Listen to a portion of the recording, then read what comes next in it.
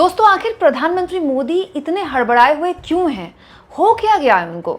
मतलब प्रधानमंत्री लगातार अपने हर भाषण में किसी भी राज्य के चुनाव में हो, एक सांप्रदायिक ध्रुवीकरण की कोशिश हमेशा करते रहे, लेकिन उसमें भी एक पर्दादारी होती थी। लेकिन कभी भी इस तरह से खुलकर मुसलमान, मुस्लिमों इस तरह के शब्दों का इस्तेमाल करके पीएम ने मर्यादा नहीं तोड़ी और इस बार तो मोदी जी ने हद कर दी। मोदी जी ने दोस्तों वोट जिहाद, जी हाँ, वोट जिहाद शब्द का जिक्र किया है अपने भाषण में। और ना सिर्फ जिक्र किया है बल्कि मोदी जी ने एक ऐसी बात बोली है दोस्तों अपने भाषण में जिस बात को खुद उनकी सरकार ने नकारा है। दोस्तों ये पूरा मामला मैं आपको समझाऊं उससे पहले आपको मोदी जी का भाषण की छोटा सा अंश, छोटी सी क्लिप सुननी पड़ेगी। मोदी जी ने वोट जिहाद का, कौन से वोट जिहाद का जिक्र किया, सुनिए जरा। इंडी गठबंधन की एक और रणनीति की पोल उसके ही नेता ने देश के सामने खोल दी है।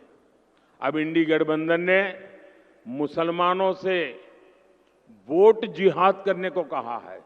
अब बताइए, हमने लव जिहाद सुना था, लैंड जिहाद सुना था और वोट जिहाद, और वो भी पढ़े लिखे मुसलमान के परिवार से बात आई है। सामान्य मदरसा से निकले हुए किसी बच्चे ने नहीं कहा है। हाईली क्वालिफाइड फैमिली और कांग्रेस के वरिष्ठ पद पर बैठे हुए परिवार, ये मुसलमान परिवार ने कहा है, नारा दिया है वोट जिहाद करो। आप जानते हैं ना जिहाद का मतलब क्या होता है? जिहाद किसके खिलाफ किया जाता है? इंडी गठबंधन का साफ कहना है कि सारे मुसलमानों को एकजुट होकर वोट देना चाहिए। इंडी गठबंधन ने लोकतंत्र के उत्सव में वोट जिहाद की बात करके लोकतंत्र का भी अपमान किया है, संविधान का भी अपमान किया है। और कांग्रेस के एक ने भी नेता ने अभी तक इसका विरोध नहीं किया है, मौक सम्मति दे दी है। ये वोट जिहाद की बात भी कांग्रेस की तुष्टीकरण की नीति को ही आगे बढ़ाती है। एक तरफ इंडी गठबंधन एसटी, एससी, ओबीसी सामान्य वर्ग को बांटने में जुटा है और दूसरी तरफ वोट जिहाद का नारा लगा रहा है। आज समझ सकते हैं कि इंडी गठबंधन के इरादे कितने खतरनाक हैं। दोस्तों, प्रधानमंत्री मोदी जिस वोट जिहाद शब्द का जिक्र कर रहे हैं वो दरअसल सही बोल रहे हैं। कांग्रेस नेता सलमान खुर्शीद की भतीजी और समाजवादी पार्टी के नेता मारिया आलम ने इस शब्द का इस्तेमाल किया अपने भाषण में, वोट जिहाद, जिस पर काफ़ी बवाल भी मचा। उन्होंने इस तरह की भाषा का इस्तेमाल किया अपने भाषण में। इसके बाद समाजवादी पार्टी की तरफ से अखिलेश यादव का जिक्र भी आया और अखिलेश यादव ने कहा कि कभी कभी चुनाव में प्रचार के दौरान किसी भाव की वजह से बोलते बोलते जनता में उत्साह पैदा करने के लिए कठोर शब्द का इस्तेमाल हो जाता है। उसके यानी कि मारिया आलम के कहने का भाव वो नहीं था, उनका भाव ये रहा होगा कि ज़्यादा से ज़्यादा वोट करें।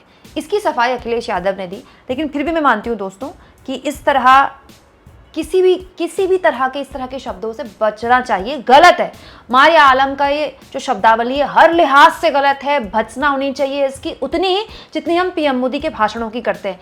लेकिन आप सोचिए, प्रधानमंत्री मोदी अपने भाषणों के इनपुट्स कहाँ से ले रहे हैं? समाजवादी पार्टी की एक नेता से। और इस पर पीएम मोदी एग्जाम्पल किसका दे रहे हैं कि हमने लव जिहाद सुना था, लैंड जिहाद सुना था। दोस्तों, प्रधानमंत्री मोदी ने जिस लव जिहाद शब्द का जिक्र किया ना अपने भाषण में, खुद उनकी सरकार ने साल 2020 में पार्लियामेंट के अंदर, जी हाँ, लोकसभा के अंदर एक सवाल पूछा गया उनकी सरकार से लव जिहाद को लेकर, क्योंकि इन दिनों तो लव जिहाद को लेकर जितनी बातें हमारे देश की राजनीति में हुई, बीजेपी की तरफ से हुई, मीडिया में हुई, पहले कभी हुई नहीं थी।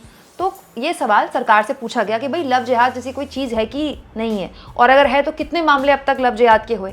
दोस्तों, फरवरी 5, 2020 की एक खबर है जिसमें सरकार द्वारा ये कहा गया है पार्लियामेंट के अंदर, love jihad not defined under laws, no case reported. कोई केस रिपोर्ट हुआ ही नहीं है, लव जिहाद के अंदर कोई केस रिपोर्ट नहीं हुआ है।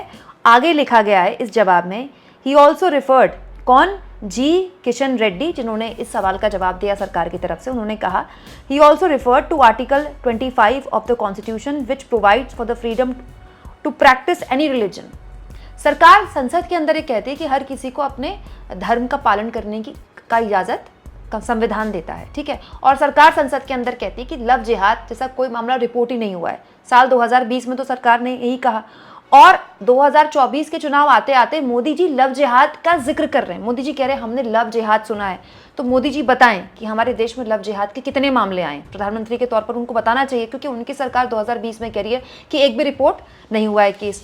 और ऐसा ही अगर लैंड जिहाद, क्योंकि पीएम मोदी ने लैंड जिहाद शब्द का भी जिक्र किया, तो लैंड जिहाद को लेकर भी पीएम को बताना चाहिए कि क्या लैंड जिहाद का भी कोई मामला आया है। और अगर ऐसा कोई मामला ही नहीं है, जैसा कि खुद मोदी जी की सरकार ने कहा लव जिहाद को लेकर, तो फिर मोदी जी कैसे अपने भाषणों में इस तरह के शब्दों का इस्तेमाल कर रहे हैं और सीधा सीधा एक कम्युनिटी को टारगेट कर रहे हैं जो उन्होंने पहले कभी नहीं किया, कभी नहीं किया। आखिर प्रधानमंत्री को इतनी हड़बड़ाहट, इतनी छटपटाहट दिखाने की जरूरत क्या है, जब पीएम मोदी खुद कहते हैं कि वो 400 पार जा रहे हैं और ऑलरेडी वो 400 पार की स्ट्रेंथ उनके पास पहले से ही है संसद में। पीएम मोदी यही कहते हैं।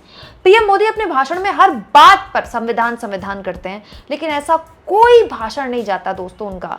आजकल तो उनकी हर रैली में, मतलब जिस तरह से हमारे संवैधानिक मूल्यों की, हमारे जो भाषा की मर्यादा है ना, शिष्टाचार जिसे हम कहते हैं, राजनीतिक शिष्टाचार, उसकी जिस तरह की धज्जियां उड़ाई जा सकती हैं, उसका नया रिकॉर्ड पीएम मोदी ने इस चुनाव में बनाया है। दोस्तों, पीएम मोदी के इस लेवल के भाषणों पर आप क्या सोचते हैं, कमेंट बॉक्स में जरूर लिखें।